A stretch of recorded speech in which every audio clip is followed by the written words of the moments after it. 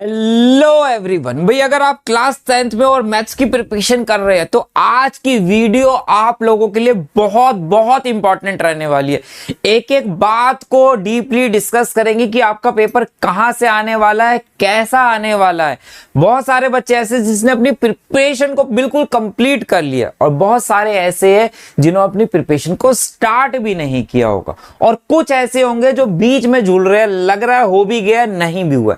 हर एक बच्चे के लिए वीडियो बहुत ज्यादा हेल्पफुल रहने वाली है। अगर आपने कर लिया है तो आगे आपको और किस तरीके से पढ़ना चाहिए, बिल्कुल नहीं किया है तो क्या आपको पहले करना चाहिए, हर एक बात को मैं डिटेल में ऑफिशियली डिस्कस करने वाला हूं। उससे पहले बता दूं भी, टेलीग्राम ग्रुप जरूर ज्वाइन करने का लिंक डिस्क्रिप्शन में दे रखा है। क्यों? क्योंकि वहां पे अगर आपको असाइनमेंट चाहिए प्रैक्टिस के लिए इंपॉर्टेंट क्वेश्चंस के, आपको प्रीवियस ईयर क्वेश्चन चाहिए विद सॉल्यूशन चैप्टर वाइज, आपको सैंपल पेपर चाहिए विद सॉल्यूशंस, आपको हर चीज फ्री ऑफ कॉस्ट में उस टेलीग्राम ग्रुप में मिलेंगे, जो कि मैं आप लोगों के लिए फ्री ऑफ कॉस्ट वहां पे प्रोवाइड कराऊंगा। आपको कोई बुक खरीदने की जरूरत नहीं है। अगर आपने नहीं खरीदी है, प्रीवियस ईयर क्वेश्चन की कोई सैंपल पेपर नहीं खरीदा है, वहां पे सब कुछ आपको फ्री ऑफ कॉस्ट मिलने वाला है। ठीक है, चलिए जरा ध्यान से देखना। ये यहां पे मैं आपके साथ एक बहुत ही इंपॉर्टेंट डाटा शेयर करने वाला हूं, बहुत बहुत ज्यादा इंपॉर्टेंट। चैप्टर वाइज यहां पे वेटेज शेयर कर रहा हूं, यूनिट वाइज वेटेज शेयर कर रहा हूं कि आपका क्वेश्चन पेपर जो है किस चैप्टर में से कितनी वेटेज का होने वाला है। ये एक बात क्लियर कर दूं यहां पे, जैसे कि बात करें रियल नंबर्स की बात करूं तो रियल नंबर्स जो है आपका 6 मार्क्स का अप्रोक्सीमेट चैप्टर होने वाला है। 6 नंबर का ये होगा ही आएगा। क्यों? क्योंकि इसकी यूनिट भी 6 नंबर की है, क्योंकि इस यूनिट के अंदर एक ही चैप्टर है तो 6 मार्क्स का इसमें से आएगा। हाँ, यहां पे बात करूं कि यहां पे 1 नंबर का एसेशन रीजनिंग, एक जो क्वेश्चन है 2 मार्क्स का, एक 3 मार्क्स का क्वेश्चन है। अब ये सर कहां से है? ये सीबीएसई के ऑफिशियल सैंपल पेपर में से लिया है मैंने। ये आगे पीछे हो सकता है, लेकिन इसकी वेटेज 6 मार्क्स की ही रहेगी। हो सकता है इसका सेशन रीजनिंग की जगह एमसीक्यू आ जाए, लेकिन चैप्टर की वेटेज 6 मार्क्स की ही रहने वाली है। इससे हाँ ये अंदाजा लग जाएगा कि इसमें से कितने मार्क्स का हाईएस्ट क्वेश्चन हमारे पास आ सकता है। चैप्टर नंबर 2 से लेके चैप्टर नंबर 5 तक की बात करूं तो अलजेब्रा कहलाती है यूनिट। कौन सी? अलजेब्रा, जो कि सबसे ज्यादा वेटेज में ये 4 चैप्टर रहते हैं। अगर इनकी वेटेज की आप कलर के हिसाब से देख सकते हो, सेम कलर की है मैंने, रेड कलर। कितने मार्क्स है? 11, 20 मार्क्स की वेटेज है इन 4 चैप्टर की। कितनी? 20 मार्क्स की। क्वेश्चन अगर यहां पे देखो तो यहां पे पॉलिनोमियल में से 2 एमसीक्यू आ रखे सीबीएसई, ये आगे पीछे हो सकता है। ठीक है, इसकी अलजेब्रा की वेटेज 20 मार्क्स की रहेगी, चैप्टर की वेटेज ज्यादा कम हो सकती है।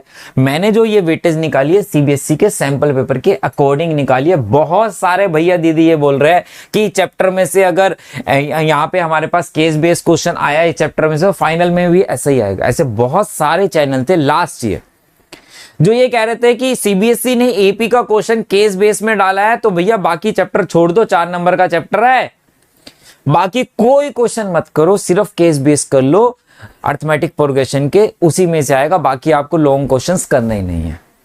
लेकिन सीबीएसई ने ऐसा खेला किया कि उसमें से केस बेस तो आया नहीं, बाकी क्वेश्चंस आ गए, तो बेचारे बच्चों का तो बहुत बुरा हाल हो गया जिन्होंने उस पर ट्रस्ट किया था। लेकिन एज ए टीचर, क्योंकि भैया दीदी वाला काम नहीं, एज ए टीचर मैं आपको रिकमेंड यही करूंगा, आपको अप्रोक्सीमेट लेके चलना है कि हाँ ये चैप्टर 5 नंबर का, ये 6 नंबर का, ये 4 का, ये 5 का है, तो टोटल 20 नंबर की बन रही है। कितने नंबर का कौन सा क्वेश्चन आएगा उसको बात को भूल जाओ। हाँ, वेटेज ये रहने वाली है अप्रोक्सीमेट, आधा 1 नंबर ऊपर नीचे हो जाएगा, ये 5 का नहीं 6 का हो गया, ये 4 का नहीं 5 का हो गया, इतना हो सकता है, इससे ज्यादा ऊपर नीचे नहीं होगा। ठीक है, तो पॉलिनोमियल में से 2 एमसीक्यू थे सीबीएसई के सैंपल पेपर में, एक 3 मार्क्स का क्वेश्चन था, टोटल 3 क्वेश्चन थे और 5 मार्क्स का चैप्टर दे रखा था। ठीक है, लीनियर में अगर बात करें तो 6 मार्क्स का चैप्टर दे रखा है वहां पे, और क्वेश्चंस की वेटेज एक एमसीक्यू दे रखा है, एक 5 मार्क्स का और के साथ ऑप्शंस था, इसके साथ एक ऑप्शन में दिया रखा है, ये जाइए है ना।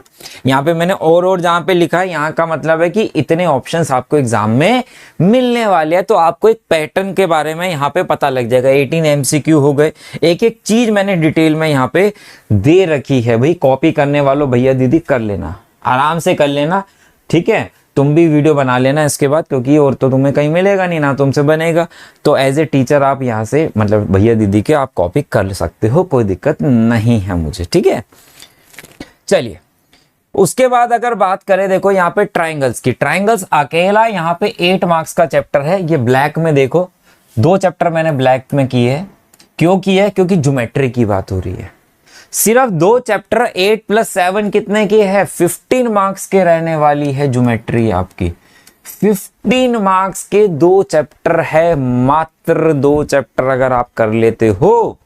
सर ज्योमेट्री में ही हाथ तंग है और पाँव भी तंग है हमारा, तो ठीक है, लेकिन 15 नंबर के दोनों चैप्टर रहेंगे, इस बात का आपको ध्यान रखना है। कोऑर्डिनेट ज्योमेट्री अकेला ही 6 मार्क्स का चैप्टर रहने वाला है। अगर आप देखो तो इसमें 4 क्वेश्चन आए हैं, 2 एमसीक्यू आए, 2 मार्क्स के 2 क्वेश्चंस इन्होंने दिए हैं। 6 नंबर का अकेला एक चैप्टर रहेगा, ठीक है।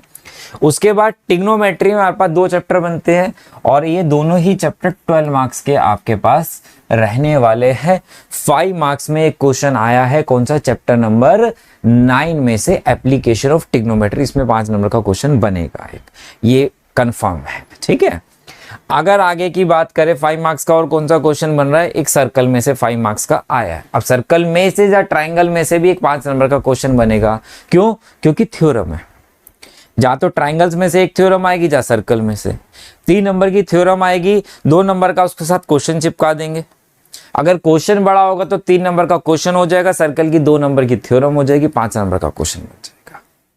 तो ये रहेगा। तो यहां से अगर 5 मार्क्स की बात करूं तो मेरे पास 5 मार्क्स में से एक ज्योमेट्री और एक ट्रिग्नोमेट्री में से 2 क्वेश्चन तो बनने हैं, ठीक है, और एक अलजेब्रा में से बनेगा।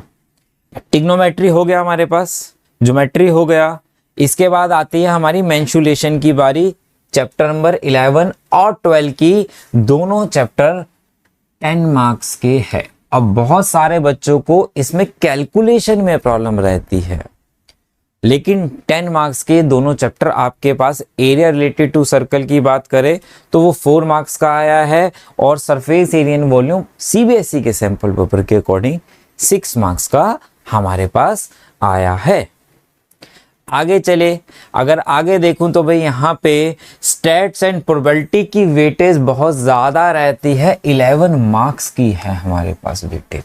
कितने मार्क्स की? 11 मार्क्स की वेटेज हमारे पास रहने वाली है इन 2 चैप्टर के। और स्टैट्स में सिर्फ calculation, mean, median, mode.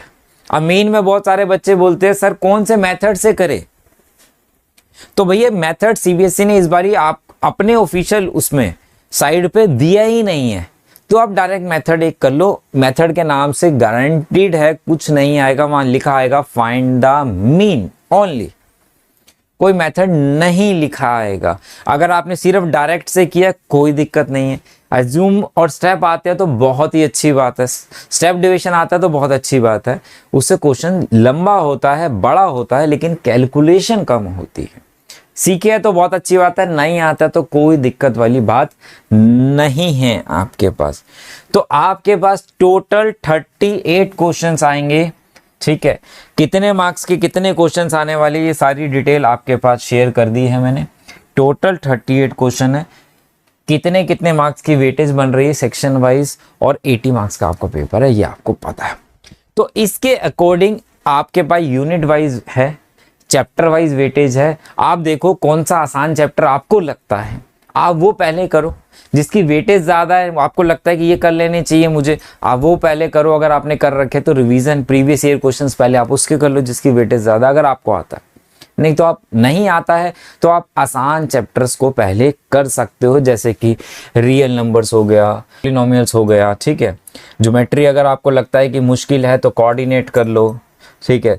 Circles कर सकते हो, सर्कल आसान है। A related to circle, surface, stats, probability, इन चैप्टर्स पे आप अर्थमेटिक, प्रोग्रेशन, लीनियर, क्वाड्रेटिक जो आसान है पहले आप उनको कर सकते हो, तो बहुत अच्छे मार्क्स अभी भी आप ला सकते हो, ठीक है।